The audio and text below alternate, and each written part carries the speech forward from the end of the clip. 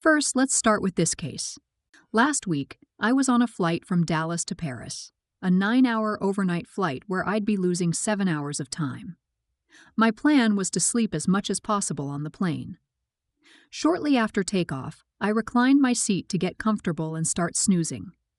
Almost immediately, the girl sitting behind me tapped me on the shoulder and asked me to bring my seat upright. I complied but asked her why. She explained that there was a baby in a car seat directly behind her, so she couldn't recline her own seat. And if I leaned back, she wouldn't be able to see the TV screen on the back of my seat. I initially agreed to keep my seat upright, but after a few minutes, I realized I wouldn't be able to sleep without reclining. It made a significant difference for me in terms of comfort. I noticed there was an open aisle seat in the middle section a few rows back, so I figured if my reclining bothered her that much, she could move there. I even mentioned the option to her. After a few more minutes, I leaned my seat back again and tried to sleep. That's when she called over a flight attendant, asking them to get me to raise my seat. I had put in my headphones by then, so I didn't hear everything. But my mom, who was sitting next to me, told me that the flight attendant explained they couldn't force me to keep my seat upright. After that, the girl flagged down 2 more flight attendants, who repeated the same thing and also suggested the open seat in the middle section. However, the girl refused to move, saying she specifically chose her seat because it was by the window. I stayed reclined and pretended to sleep through the whole thing. I honestly felt bad for her. If I were in her situation, I'd probably be upset too. But from my perspective, since there was another available seat, it seemed reasonable that she could move if my reclining was bothering her so much. I didn't care about the window seat myself, so if I were in her shoes, I would have just switched seats to solve the problem. That said, I understand she might have really wanted the window seat, and I probably came across as the jerk in her mind. It was just an all-around unfortunate situation. Am I in the wrong? Edit, the seat configuration was a 3-3-3 layout, and the open seat was an aisle seat in the middle section, not a middle seat. If there hadn't been any open seats, I wouldn't have reclined. I mostly didn't want to move because I preferred to sleep next to someone I knew rather than a stranger. Additionally, I was traveling with my aging parents, and my mom gets anxious during flights, so staying nearby made sense to me. I know these are small reasons, but they contributed to my decision. Let's start judging. No one is in the wrong. Airline passenger seats have been designed without thinking through all the permutation on how people actually use them when flying. Being able to recline and sleep rest is an acceptable activity when on a flight, especially when it's overnight and across the pond. Being able to watch a show seems like another perfectly reasonable activity on a flight. Being able to place a baby in a car seat behind another seat is another perfectly acceptable activity. Though I'd think that a solution to your conflicting wants would have been for the baby to have been moved to the middle seat so that the person behind you could have reclined their seat. As long as airline seats continue to cramp, people will need to learn how to deal with these sorts of conflicts in a polite and well-mannered way, which I think that you did. If I had to tilt in one direction, it would have been for the passenger to have moved to another seat. Overnight travel with all the shades pulled does not afford someone sitting at a window mug of an outside watching experience anyways. It's funny reading this when I've literally just got off a long-haul transatlantic flight where I was also made to feel like idiot for putting my seat back. In my case, the woman didn't use her words, just kept passive-aggressively kicking my seat until I turned around and politely asked her to stop. Took several attempts to get her attention as she was studiously ignoring me when I tried to talk to her. Then was super unpleasant and aggressive towards me in our interaction. She even admitted she had a child behind her who wouldn't have taken up as much space, but refused to put her own seat back. I also think she had her bag under my seat instead of overhead, which brought her knees up more. Again, wouldn't compromise on anything. I ended up having my seat upright all night and messing up my neck as a result. Such fun. You're not in the wrong. Planes suck. Having the seat in front of you down is a bummer. It's less of a bummer than not being able to put your own seat down, though. And if you weren't supposed to recline, the seats simply wouldn't recline. The airlines let you recline. It's part of the seat, part of your right. Think of it this way. If not being able to recline your seat means the person in front of you isn't allowed to, that means the person in front of them isn't allowed to also. And then every seat in front can't recline, right? What's worse, one seat that can't recline, or that one seat forcing all 35 seats in front of it to not recline? Flying sucks. We need to all just accept that and not insist that everyone else is just as unhappy as the least happy person on the plane. Next up, I, late 30s, have several older siblings and step-siblings. My mom married their dad when I was very young, and he became our dad. He passed away several years ago, and afterward, my mom was diagnosed with early-stage dementia. For the next 3.5 years, my 2 eldest siblings were her primary caregivers, as she lived with them.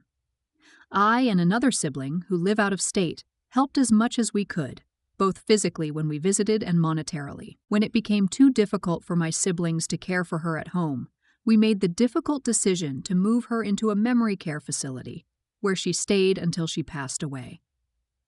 The cost of the care home was nearly $7,000 per month, and when her assets ran out, one sibling and I covered most of the remaining costs, while the others contributed what they could. One step-sibling gave a couple $100 at one point, but the others neither contributed financially nor helped with her care.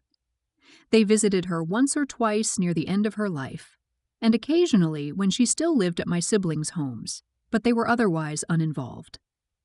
Here's where things get tricky. When our dad passed, we liquidated their major assets to cover care costs.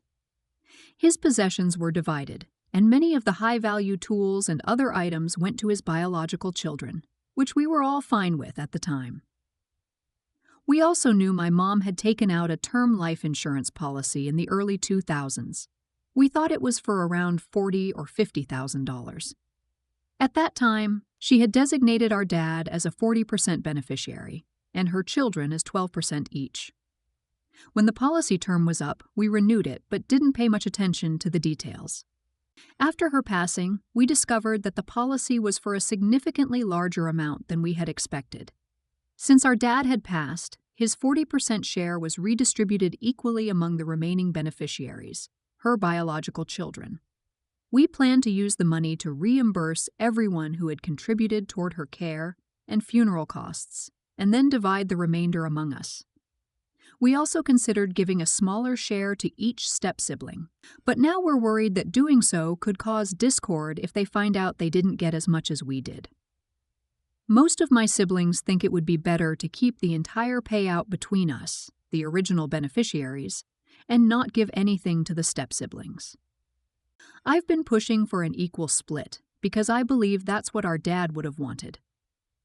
He and my mom always tried to be fair and treated the step-siblings as much like their own children as possible. However, my siblings argue that the step-siblings didn't contribute to her care, didn't help financially, and weren't named as beneficiaries by my mom when she was fully in control of her decisions. Now I'm torn. On one hand, I understand my siblings' perspective. They feel they should receive the money because they did the work and provided support during her illness. On the other hand, I feel that splitting the money equally would honor the fairness my parents tried to maintain throughout their lives. So, would we be the idiots if we didn't give any money from her policy to our step-siblings? Let's start judging. You're not in the wrong. But you need to follow your mom's wishes. She did not leave the funds to them for a reason. They are not entitled to it. They wanted nothing to do with Mom while she was here.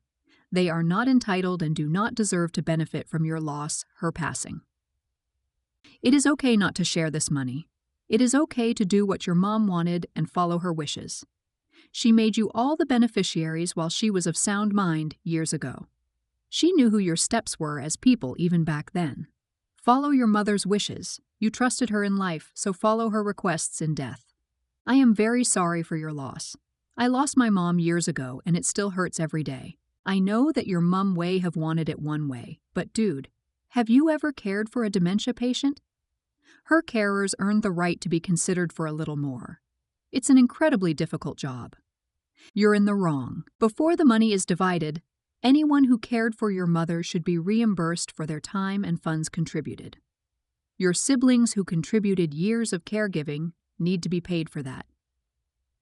Anyone who covered the payments to her care facility should be reimbursed as well. After everyone is reimbursed, you should follow your mother's stated wishes, which were that the remainder of what is left from the life insurance policy is to be divided equally among her 5 children. This isn't about what you think is fair or right. It is about carrying out your mother's stated last wishes for her estate. You are one of the 5 children who will inherit.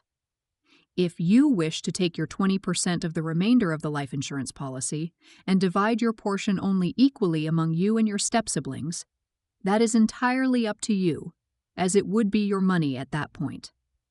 But no, it would not be fair to take the money that should go to your siblings and divide it up, as that is not what your mother directed when she was of sound mind. Next up, my 79-year-old grandmother owns 15 acres and lives alone. There are 5 horses on the property, 2 of which are mine. Most of our family lives in a different state, and I'm often the only one who visits. I help take care of her, the land, and the animals, and I even moved to this state just to be closer to her. Right now, she's out of state visiting family for 11 days, so I'm taking care of everything in her absence.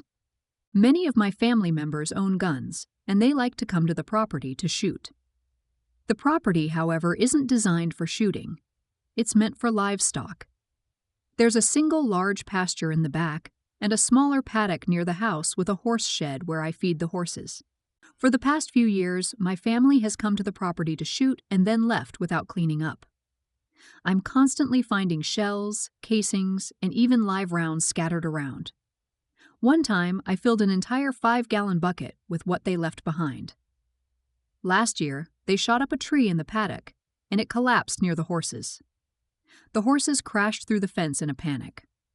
Thankfully, they only ended up with scrapes, but the tree had to be removed, and the fence needed to be replaced. On New Year's Eve, they came to the property to shoot again.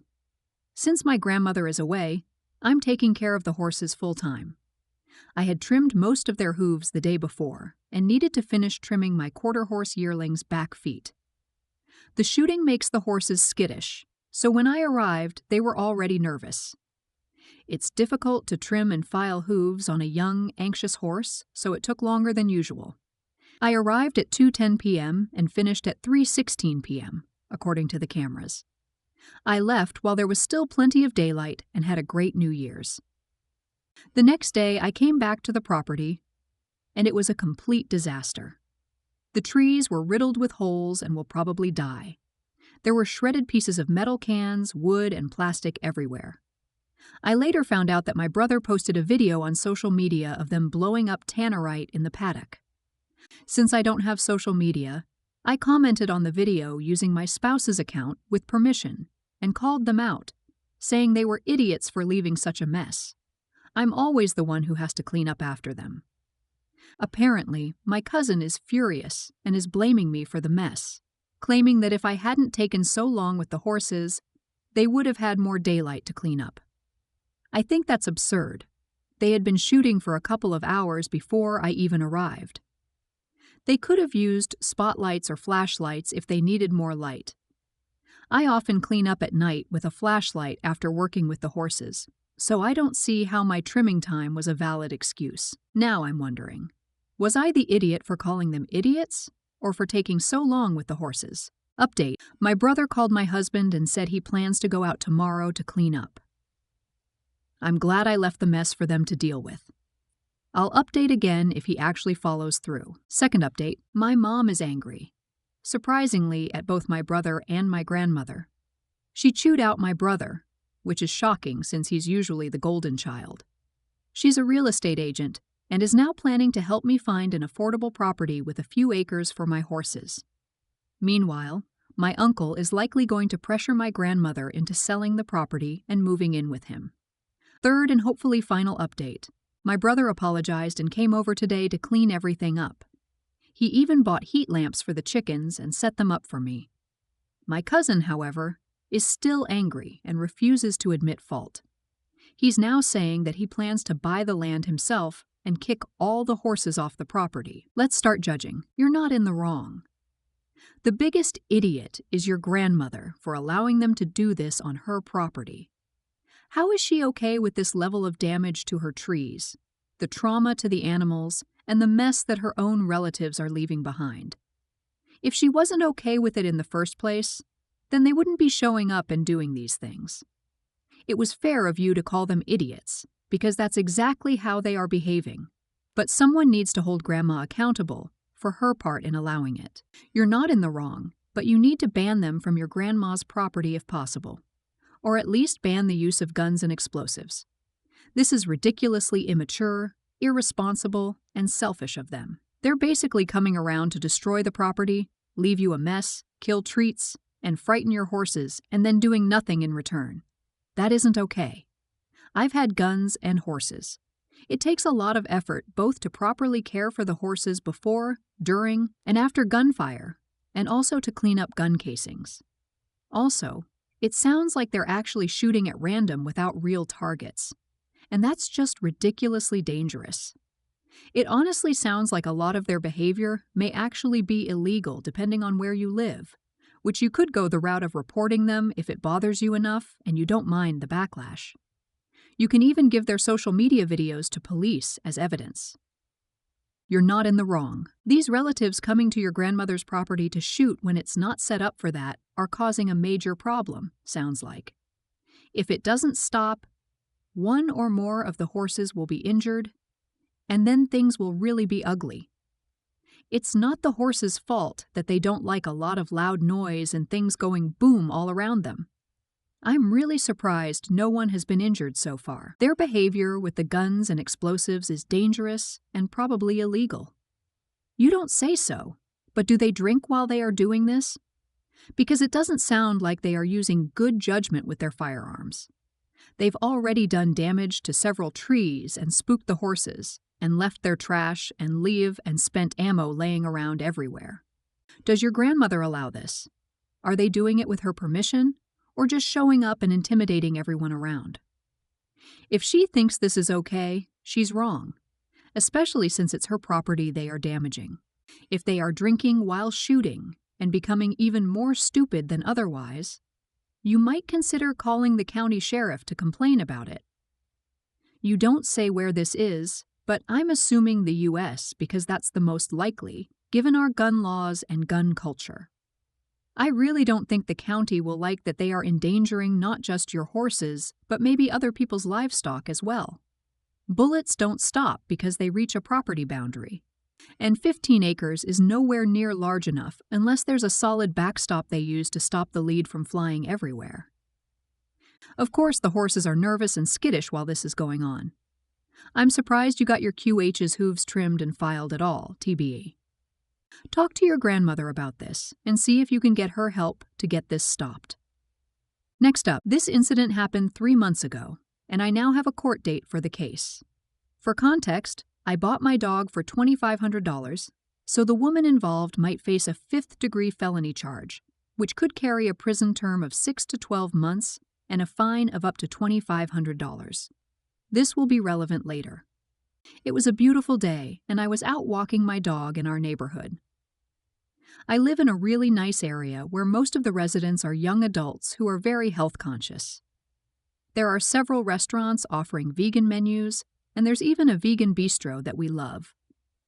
As I was walking through the square with my puppy, I noticed a group from Direct Action Everywhere, DXE, protesting near the park. I didn't think much of it. While I'm not vegan, I try to limit my meat consumption for ethical and health reasons, so I generally respect what they're advocating for. I was just focused on enjoying the walk with my dog. A girl approached me and said, "Hey, beautiful pup. What kind is that?" I responded, "It's a golden retriever. He just has a really light coat." At the time, I didn't realize she was part of the protest since she wasn't holding a sign and was dressed normally. Her next comment caught me off guard. "Oh, so it's purebred? Do you know that millions of dogs are gassed every year in shelters?" At that point, I started feeling uncomfortable and decided to keep walking, but she followed me. I politely told her that I was aware of that fact, but chose to go through a breeder because I wanted specific traits in my dog, and I used a reputable breeder. She kept following me, saying that I was selfish for choosing a breeder. She then asked what I feed my dog, and I told her it was none of her business and asked her to leave me alone. That's when things escalated. She lost her temper, started calling me selfish and rude, and began hurling insults. I kept trying to walk away, but she yelled, "You're enslaving your puppy," and suddenly grabbed my dog's leash, shoved me, and tried to run off with him. Thankfully, my dog Worf resisted and wanted to come back to me, which allowed me to quickly take back the leash. A neighbor who had witnessed the whole thing helped me, and the situation ended as quickly as it started. We immediately went to a nearby police car and reported what happened. Karen, unfortunately for her, was still following us and yelling about how I was enslaving my puppy. I explained everything to the officers, and they arrested her. As a result of her actions, the police revoked the DXE protesters' permit. I felt bad because the other protesters were peaceful and weren't causing any issues. I believe in free speech, and they had a right to protest. Now that it's going to court, I'm feeling torn. While Karen's actions were unacceptable, I can tell she's extremely passionate about her beliefs, and I don't know if she really deserves to go to jail. I was scared when it happened, and it was serious enough that she could be facing a felony charge, but I still don't know how I feel about her potentially being imprisoned for something she did in the heat of the moment. Let's start judging. You're not in the wrong. Karen is the idiot. She attempted a crime and against the pet. That's a member of the family.